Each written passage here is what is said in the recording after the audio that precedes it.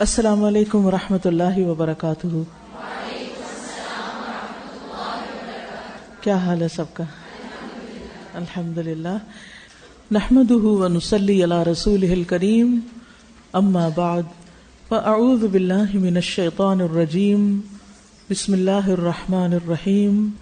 رب اشرح لی صدری ویسر لی امری واحلل عقدۃ من لسانی یفقہوا قولی. پہلے ہم کل کے لیسن کو تھوڑا سا ریوائز کریں گے، پھر اس کے بعد آگے چلیں گے انشاءاللہ. بسم اللہ الرحمن الرحیم. تحذیر و تذکیر سے، ڈرانا اور سمجھانا. اس میں ہم نے پڑھا کہ شیطان کا راستہ جو ہے وہ گمراہی اور بگاڑ کا راستہ ہے. انسان کو حق سے دور کرتا ہے اور اس کے لیے اس کے کاموں میں بگاڑ پیدا کرتا ہے. شیطان انسان کو کس چیز کا حکم دیتا ہے؟ یأمر بالسوء والفحشاء، برائی کا اور بے حیائی کا. اور کس چیز کا؟ اور یہ کہ تم اللہ پر ایسی باتیں گھڑ لو جن کا تمہیں کوئی علم نہیں، یعنی اللہ کے بارے میں، اللہ کی ذات کے بارے میں، اللہ سبحانہ وتعالیٰ کی صفات کے بارے میں ایسی باتیں کرنا کہ جن کا ہمیں علم نہ ہو. شیطان سے دوستی کا انجام کیا ہے؟ یعنی اگر کوئی شخص شیطان کے بہکاوے میں آ جاتا ہے تو اس کا نتیجہ کیا نکلتا ہے؟ حسرت، ندامت، ریگریٹس، شرمندگی اور نقصان. یعنی اگر کوئی انسان شیطان کی باتوں میں آتا ہے، اس کے طریقوں پر چلتا ہے، تو پھر اس کا انجام یہی ہوتا ہے. شیطان انسان پر کب غالب آتا ہے؟ کس وقت وہ انسان کو کنٹرول کر پاتا ہے؟ شاباش، جب وہ اللہ کا ذکر چھوڑ دیتا ہے، جب وہ ہدایت سے دور ہوتا ہے، جب انسان جذباتی کیفیت میں ہوتا ہے، انتہائی جذبات کی کیفیت میں ہوتا ہے، چاہے وہ خوشی کی ہو چاہے وہ غم کی ہو، تو اس وقت شیطان جو ہے وہ انسان کو کمزور پا کر اس کے اوپر حملہ آور ہوتا ہے. جی ہاں، جب وہ نیک لوگوں کی کمپنی سے، ان کے گروہ سے الگ ہو جاتا ہے. ہمارے لیے کیا حکم ہے کہ ہم شیطان کے بارے میں کیا رویہ اختیار کریں، کیا سمجھیں اس کو اپنے لیے؟ دشمن سمجھیں، دشمن سمجھیں. ان الشیطان لکم عدو فاتخذوہ عدوا. وہ دشمن ہے، اس کو دشمن سمجھو، یعنی اس کے بارے میں غافل نہ رہو. اور پھر یہ کہ اس کی دشمنی کا اعلان بھی کرنا چاہیے. اس نے اعلان کیا تھا نا، تو ہمیں دل میں بھی اس کو دشمن سمجھنا چاہیے، اور جب کبھی زبان سے اس کا تذکرہ کریں تو اس کی دشمنی کی یاد دہانی دوسروں کو بھی کرائیں، اور اس کو دشمن کے طور پر جانیں، نہ کہ شرارتی کے طور پر اور ہنس کے یا مذاق میں یا اس کو نان سیریس انداز میں اس کے بارے میں سوچیں. نہیں، اس کو ہمیشہ دشمن ہی سمجھیں. یہ اللہ کا حکم ہے، فاتخذوہ عدوا. ٹھیک ہے. شیطان سے حفاظت کے طریقے کیا ہیں؟ کیسے حفاظت کی جا سکتی ہے اپنی؟ کیسے بچیں ہم اس سے؟ اللہ تعالیٰ سے جو ہے مدد طلب کرنا. شاباش. اور الاستعانۃ باللہ، اللہ سے مدد طلب کرتے ہوئے. والاعتصام بحبلہ، والاعتصام بحبلہ، اس کی رسی کو مضبوط پکڑ کر، اور پھر قرآن اور سنت کا راستہ گناہوں سے نواہی کو چھوڑ کر. جی. اور اس کے علاوہ اس نے جس بات کا حکم دیا احکام کو، وہ تمسک. دیکھیے اسپیسیفک آنسر چاہیے مجھے، کیونکہ میں یہ جاننا چاہتی ہوں کہ آپ نے گھر جا کر کتاب کھولنے کی زحمت گوارا کی یا نہیں. کیونکہ آپ دیکھیے علم کی پختگی کے لیے نہایت ضروری ہوتا ہے کہ کلاس روم کے بعد گھر جا کر بھی ایک نظر کم از کم اس ٹیکسٹ کو دیکھ کر مختلف چیزوں کو ذہن نشین کیا جائے. ورنہ یہ ہے کہ آپ سن لیں گے، وقتی طور پر بات سمجھ آ جائے گی، مگر وہ آپ کے علم کا حصہ نہیں بنے گا. آپ اس کو کہیں پر بیان نہیں کر سکتے، آپ ان چیزوں کے بارے میں خبردار نہیں رہ سکتے. تو علم کی مجالس سے وہی انسان فائدہ اٹھاتا ہے جو اس مجلس میں بھی سنجیدگی اختیار کرتا ہے اور واپس جا کر بھی اس علم کو اپنے اندر جذب کرنے کی کوشش کرتا ہے. تو اس میں اگر آپ صرف اہم باتوں کو انڈر لائن کر لیں، ہائی لائٹ کر لیں، گھر جا کر جب آپ دوبارہ اس کو پڑھیں تو جن نکات پر ہم رکے ہیں یا زیادہ گفتگو کی ہے یا ان کو اسپیسیفکلی کیٹیگرائز کیا ہے، تو ان کو دوبارہ بھی اس اعتبار سے دیکھ لیں، تو پھر جواب دینا آسان ہوگا. وَالتَّمَسُّكُ بِهَدْيِ الْكِتَابِ وَالسُّنَّةِ، یعنی شیطان سے بچنے کے لیے ضروری ہے کہ ہم کتاب و سنت کے طریقے کو مضبوطی سے پکڑے رکھیں. اور تقید بالعوامر فعلاً کا مطلب کیا ہے؟ احکامات کی عملاً پابندی کر کے ہم شیطان سے محفوظ رہ سکتے ہیں. والنواہی ترکن، جی ہاں، والنواہی ترکن، اور نواہی چھوڑ کر. ٹھیک ہے. چلیے شیطان انسان کے ساتھ رہتا ہے، شیطان انسان کے اندر داخل ہو جاتا ہے. تو جب وہ اندر جاتا ہے تو کہاں ہوتا ہے؟ جی ہاں، وہ دل کو کنٹرول کرنے کی کوشش کرتا ہے اور پھر انسان کے پورے بدن میں دوڑتا ہے جیسے خون دوڑتا ہے. یس، یجری من ابن آدم مجری الدم، وہ ابن آدم کے جسم میں خون کے دوڑنے کی طرح دوڑتا ہے. پھر شیطان کے ہیلے اور اس کی چالیں جو ہیں ان میں اس کا جو اصل گول یا ہدف ہے یا انتقام کی آگ میں جو وہ جل رہا ہے اس کا بدلہ وہ کس طرح لینا چاہتا ہے انسان سے، کیا کر کے؟ لوگوں کو جہنم میں داخل کروا کے اور جنت سے محروم کر کے. اسی لیے اللہ سبحانہ و تعالیٰ نے قرآن مجید میں کامیابی کا جو معیار بتایا ہے وہ کیا ہے؟ فمن زحزح عن النار وادخل الجنت فقد فاز. تو دشمن پیچھے ہے نا، تو دشمن سے بچنے والا کون ہے؟ جو آگ سے بچا لیا گیا، دور رکھا گیا. وہ ادخل الجنہ، جنت میں داخل کر دیا گیا. فقد فاز، وہ دراصل کامیاب ہوا، وہ جیت گیا. تو شیطان کا ٹارگٹ یہ ہے کہ انسانوں کو جہنم میں داخل کرائے اور جنت سے محروم کروا دے. اور مومن کا ہدف کیا ہونا چاہیے؟ ہماری زندگی کا گول کیا ہونا چاہیے؟ ہمیں کس چیز کے لیے محنت کرنی چاہیے؟ ہمارے سامنے کیا چیز ہونی چاہیے کہ ہم جہنم سے بچیں اور جنت میں داخل ہو جائیں. بارہا اس سے پہلے بھی میں کہہ چکی ہوں کہ جنت سے کم کسی چیز پہ راضی نہ ہوا کریں. دنیا کی چھوٹی چھوٹی تعریفوں اور بدلے اور جزا اور شکریہ اور لوگوں کی اپریسیشن اور اکنالجمنٹ اور ان چیزوں کے پیچھے نہ دوڑا کریں. اور اگر ان چیزوں میں سے کوئی چیز نہیں آپ کو ملتی تو پرواہ ہی نہ کیا کریں، کیونکہ یہ تو ہمارا ہدف ہے ہی نہیں، یہ ہمارا ٹارگٹ نہیں، ہمارا گول نہیں، یہ ہماری محنت اور کوشش کی جزا نہیں، یہ جزا نہیں ہم لوگوں سے چاہتے. لا نريد منکم جزاء ولا شکورا، یہ دل سے ہر سے نکل جانی چاہیے. اور اس بات کو مائنڈ ہی نہیں کرنا چاہیے کہ میں نے تو فلاں کے ساتھ اتنا اچھا کیا اور اس نے شکریہ تک ادا نہیں کیا، ایکنالج ہی نہیں کیا. تو یہ چیز نہیں ہونی چاہیے. اگر یہ چیز شیطان دل میں ڈالنے لگے تو اسے کہو کہ یہ تو میرا گول نہیں، میرا گول تو یہ ہے کہ میں کسی طرح جنت میں پہنچ جاؤں.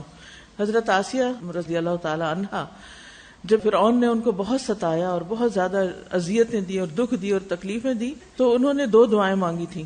پہلی دعا کیا تھی؟ رب ابن لی عندک بیتا فی الجنہ. صرف جنت نہیں مانگی، اتنی اچھی دعا مانگی، عندک بیتا فی الجنہ. اور پھر اس کے بعد ونجنی من فرعون وعملہ ونجنی من القوم الظالمین. ٹھیک ہے، حالانکہ یہ قریب ترین تکلیف تھی ان کی، فرعون کا ظلم، قوم کا ظلم، لیکن انہوں نے پہلے جنت مانگی. اس سے کیا پتا چلتا ہے کہ عقل مند لوگ جو ہیں سب سے پہلے وہ جنت کو ذہن میں رکھتے ہیں اور جہنم سے بچنے کی دعا کرتے ہیں. تو ہمارے اندر بھی یہی خواہش ہونی چاہیے. ٹھیک ہے. شیطان اپنے مقصد کے حصول کے لیے کس طرح کے وسائل اختیار کرتا ہے، کون سے ذرائع اور اسباب اختیار کرتا ہے؟ ایک لفظ آیا ہے اس میں، گڈ، اقدر الوسائل، یعنی سب سے زیادہ قدرت والے، سب سے زیادہ طاقتور، یعنی جو وسائل واقعی کام کر جائیں. وہ اپنے مقاصد کے حصول کے لیے بہترین وسائل اختیار کرتا ہے. ہم جنت کے حصول کے لیے کیسے وسائل اختیار کرتے ہیں؟ دین کے کام کے لیے کیسے ذرائع اور کیسے اسباب اختیار کرتے ہیں؟ کیا طریقے اختیار کرتے ہیں؟ کبھی سوچا ہم نے کہ نیکی کی راہ پہ چلنا ہے، اچھی چیز ہونی چاہیے میرے پاس. مثلا اگر ہم کوئی دین کا کام کر رہے ہیں اور ہم نے کوئی لیپ ٹاپ خریدنا ہے اور اللہ نے ہمیں وسعت دی، ہم خرید سکتے ہیں، لیکن ہم چھوٹے موٹے پہ گزارا کرتے ہیں اور باقی پیسے کس چیز پہ لگانے چاہتے ہیں؟ جیولری پہ، اچھے کپڑوں پہ، اچھے جوتوں پہ. حالانکہ یہ الٹ ہونا چاہیے. جو چیز مجھے اللہ کے راستے میں بھاگنے میں مدد دیتی ہے، تیز چلنے میں مدد دیتی ہے، میرے پاس جو مال اور وقت اور جو بھی طاقت اور صلاحیت ہے وہ پہلے اس میں لگنی چاہیے، اور جو بچی کچھ چیزیں ہیں پھر وہ دنیا کے لیے لگنی چاہیے. کیونکہ دنیا میں تو تھوڑی چیزوں سے بھی گزارا ہو جائے گا دنیا کے لیے، لیکن آخرت کے لیے اور بلند درجوں پہ چڑھنے کے لیے تو پھر زیادہ طاقت چاہیے نا. تو شیطان اقدر الوسائل اختیار کرتا ہے. ہمیں بھی کیا کرنا چاہیے؟ اللہ کے راستے میں بہترین وسائل اختیار کرنے چاہیے، بہترین اسباب استعمال کرنے چاہیے. اپنے مال اور اپنے اسباب اور اپنی طاقت اور انرجی کو صرف دنیا کے لیے ہی نہیں جمع کرنا چاہیے. شیطان یہ سب کچھ کیوں کرتا ہے؟ تاکہ اس نے جو قسم کھائی تھی اس کو پورا کرے. اور اس نے کیا اعلان کیا تھا کہ میں ان کی اکثریت کو جہنم میں لے جاؤں گا. اور دوسری بات دنیا میں کیا کریں گے؟ ناشکرا پن. ولا تجد اکثرهم شاکرین. میں ان کو ناشکرا بنا کے چھوڑوں گا, میں ان کے اندر شکر کا جذبہ آنے ہی نہیں دوں گا. اب دیکھیے صرف وہ انسان خوشحال زندگی اختیار کر سکتا ہے جس کے اندر شکر کا جذبہ ہوتا ہے, جو کسی کی چھوٹی سی نیکی پر بھی اس کا شکر ادا کرتا ہے کہ اس نے میرے ساتھ احسان کیا ہے.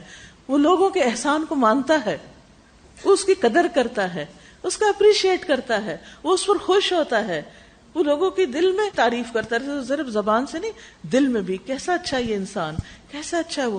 جب ان کے پیچھے بھی ان کی بات کرتا ہے تو ان کی اچھائیوں کا ذکر کرتا ہے.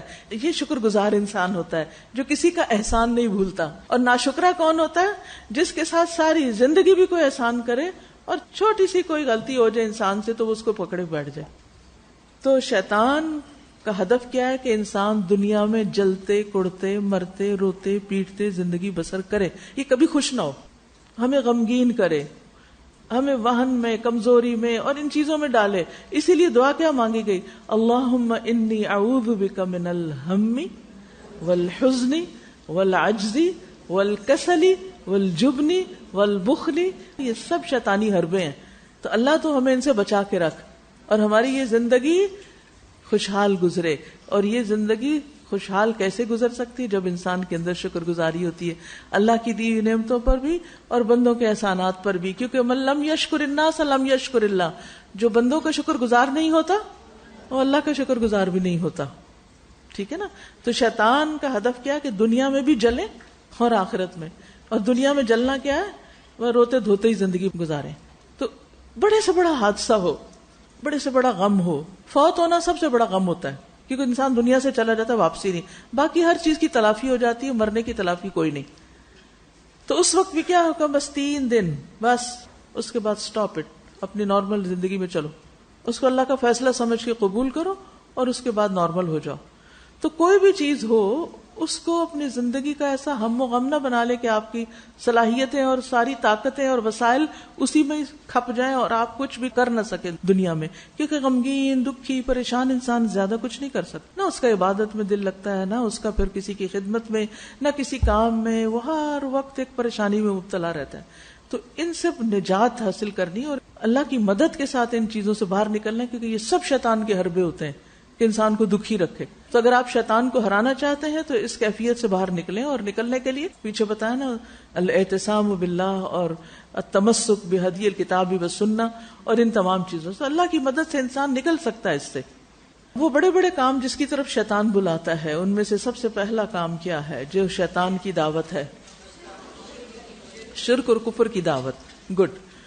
یعنی شیطان انسان کو شرک اور کفر کی طرف بلاتا ہے.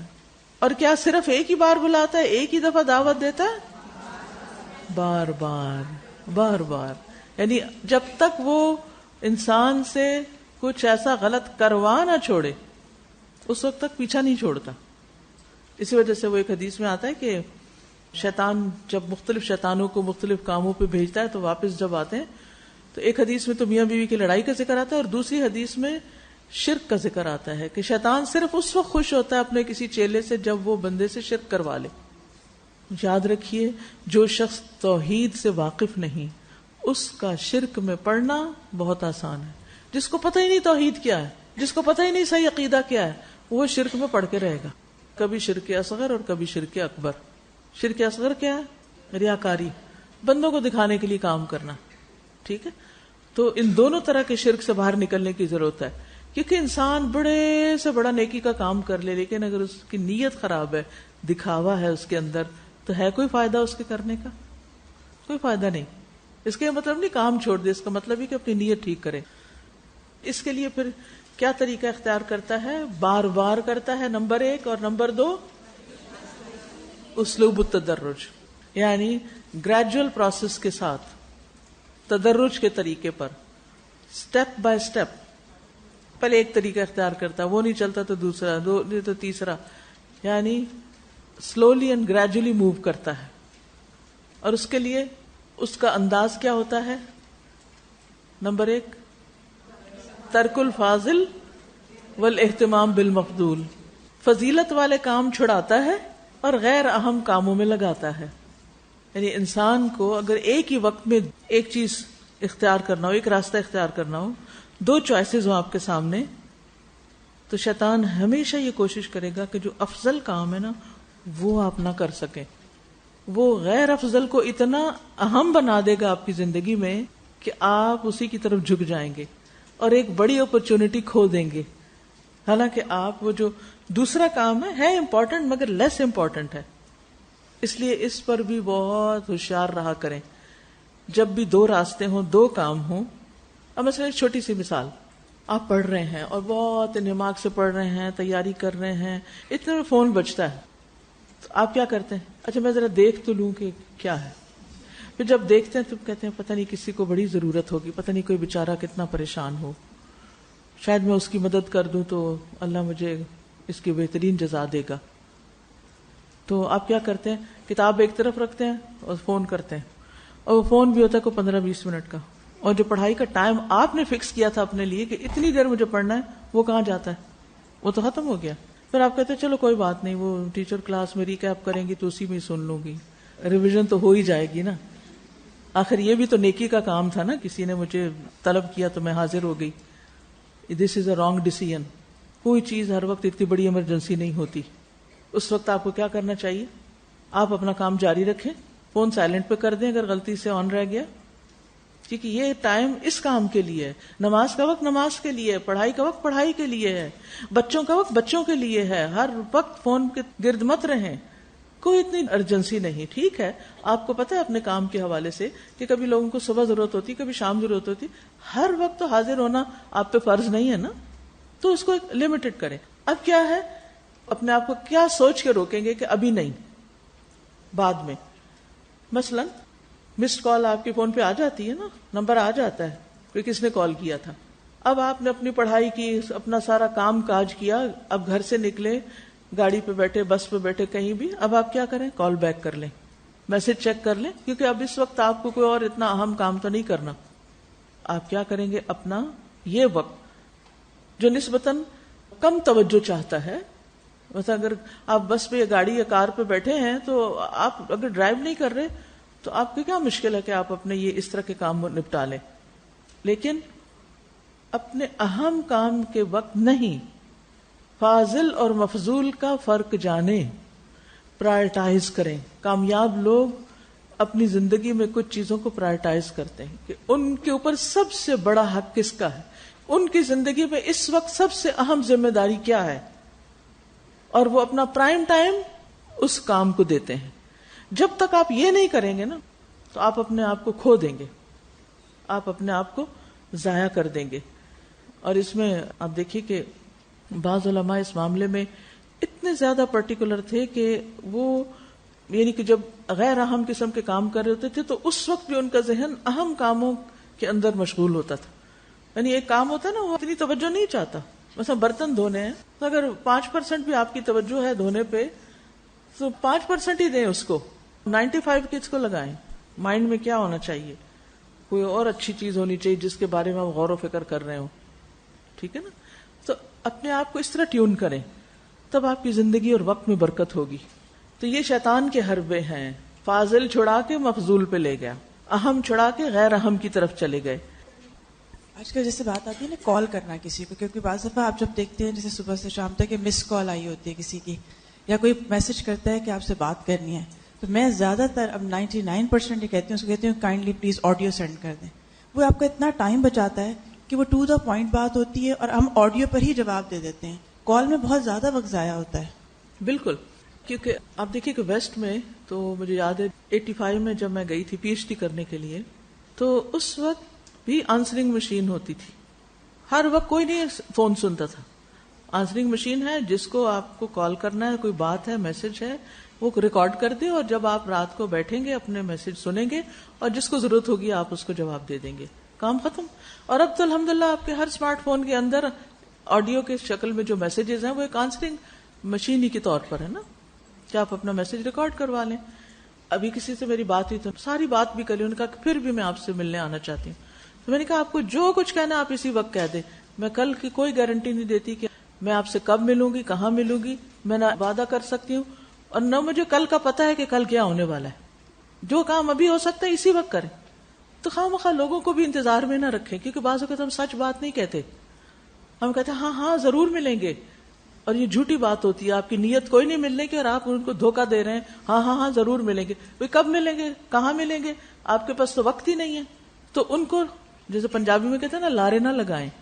جو چیز نہیں ہو سکتی آسان طریقے سے کہ نہیں آپ ابھی کر لیں، پولائٹلی کہ آپ اسی وقت کر لیں، کل کا نہیں پتا. تو اس طرح اپنے آپ کو آرگنائز کریں، ورنہ شیطان آپ کی زندگی کا، آپ کی عمر کا ایک بڑا حصہ ضائع کر دے گا. پھر شیطان کا ایک اور طریقہ کیا ہے؟ صغیرہ گناہوں کو خوبصورت بنانا اور ان کو ہلکا کر کے دکھانا. اس سے کوئی فرق نہیں پڑتا، یہ تو چھوٹی سی بات ہے، چھوٹی سی چیز ہے. یاد رکھیے چھوٹے چھوٹے گناہ مل کے ڈھیر بن جاتے ہیں، اور اس اسلوب التدرج سے پھر وہ کیا کرتا ہے؟ بڑے گناہ میں ڈال دیتا ہے انسان کو. جب انسان چھوٹے چھوٹے گناہ کرتا رہتا ہے نا، تو اس کے دل سے گناہ کا خوف نکل جاتا ہے، گناہ کی نفرت نکل جاتی ہے، اور پھر وہ بڑے گناہ بھی کر جاتا ہے. اس کے علاوہ شیطان اور کیا کرتا ہے؟ انسان کے اندر کیا کرتا ہے؟ شاباش، شک. کس کے بارے میں؟